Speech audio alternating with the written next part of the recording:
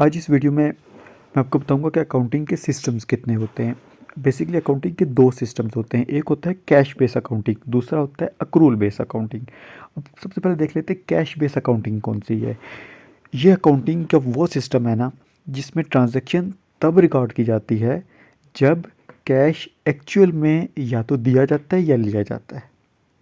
Means के suppose करता हूँ कि आज मैं जा रहा हूँ किसी शॉप पे और उसको मैं कहता हूँ कि मुझे 100 रुपये की कोई चीज़ दो जिनकी वर्थ 100 रुपीज़ हो, कोई टॉफ़ीज़ वगैरह कुछ भी मैं परचेज़ करता हूँ और मैं उसको इन रिटर्न उन गुड्स के बदले में 100 रुपये दे देता हूँ। तो एक्चुअल कैश ट्रांसफ़र हो चुका है ना, तो मैं ट्रांजेक्शन ये रिकॉर्ड करूँगा अपने बिज़नेस में, ये ट्रांजेक्शन रिकॉर्ड हो चुकी।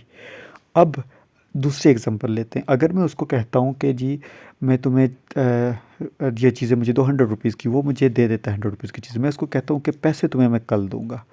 अब देखिए चीज़ें तो मैंने ले ली लेकिन मैंने उसको पेमेंट नहीं की, पेमेंट उसको मैं कल करूँगा। तो एक्चुअल कैश की ट्रांजैक्शन नहीं हुई ना, कैश का लेन देन नहीं हुआ, कैश ट्रांसफ़र नहीं हुआ, तो हम ट्रांजैक्शन रिकॉर्ड नहीं करेंगे। ये कैश बेस अकाउंटिंग सिस्टम कहता है कि इस सिस्टम ऑफ अकाउंटिंग में ट्रांजैक्शन तब रिकॉर्ड की जाती है जब या तो कैश रिसीव होता है या तो हम पे करते हैं।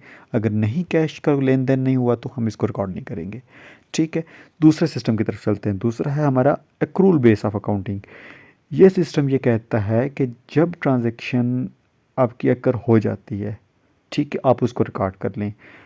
इस फैक्ट की तरफ नहीं देखें कि कैश रिसीव हुआ है या नहीं हुआ या पे हुआ है या नहीं हुआ। कैश का लेन देन को छोड़ें, आपने ट्रांजैक्शन हो गई, ऐसी इकोनॉमिक एक्टिविटी इनकर्ड हो गई जो in term of money measure की जा सकती है, तो आप उसको रिकॉर्ड कर दें। ठीक है, आप ये ना देखें कि कैश आपने दिया है या नहीं दिया। सपोज़ मैं फ़र्नीचर परचेज़ करता हूँ। अब फर्नीचर को in term of money measure किया जा सकता है ना कि 10,000 का है, 20,000 का है, 1 लाख का है, 2 लाख का है, जितना भी है इन टर्म ऑफ मनी उसको मेजर किया जा सकता है। ठीक है, वो मैंने लिया या सेल किया, मैं उसको रिकॉर्ड कर दूंगा। इस फैक्ट की तरफ नहीं देखूंगा कि मैंने उसके बदले कैश लिया है या दिया। कैश लिया है तो वेल एंड गुड, रिकॉर्ड होगी। नहीं लिया तब भी कोई मसला नहीं, हम रिकॉर्ड करेंगे अक्रूल बेस अकाउंटिंग में।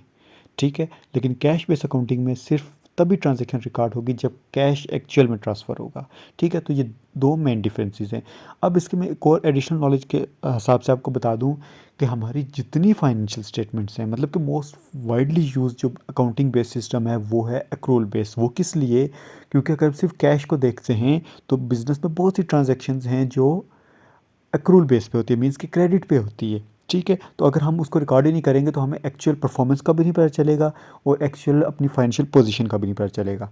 ठीक है, तो इसलिए हम mostly accrual base accounting use करते हैं ताकि हमें एक्चुअल परफॉर्मेंस का भी पता चल सके और एक्चुअल पोजीशन का भी पता चल सके। सपोज़ कि हमने अगर कैश बेस अकाउंटिंग यूज़ कर रहे हैं, 10,000 की क्रेडिट चीज़ें हमने सेल की। अब कोई कस्टमर होता है जिनको क्रेडिट पे देनी पड़ती हैं, ठीक है, हम उसको रिकॉर्ड ही नहीं कर रहे, तो इन्वेंट्री में हमारी 10,000 से चीज़ें कम हुई हुई हैं और उधर सेल रिकॉर्ड नहीं हुई हुई, तो वो तो सारा सिस्टम हिल जाएगा। ठीक है, इसी तरह हमने अगर किसी से पैसे लेने हैं, वो हमने रिकॉर्ड ही नहीं किए, तो हमारी तो बैलेंस शीट भी सही हमारी पोजीशन नहीं शो करेगी। तो इसलिए हमेशा एक्रूल बेस अकाउंटिंग यूज़ की जाती है। ठीक है, तो बस इसमें एक चीज़ याद रखनी है कि हमारी तमाम financial statements accrual base accounting पे चलती हैं, लेकिन सिर्फ एक फाइनेंशियल स्टेटमेंट है जो हमारी एक्रूल बेस अकाउंटिंग पे नहीं, कैश बेस अकाउंटिंग पे होती है।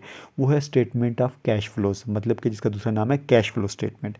उसमें एक्चुअली हम जो कैश अकाउंटिंग सिस्टम है ना वही यूज़ कर रहे होते हैं। बाकी तमाम फाइनेंशियल स्टेटमेंट, तमाम अकाउंटिंग हमारी accrual base of accounting system पे चल रही होती है।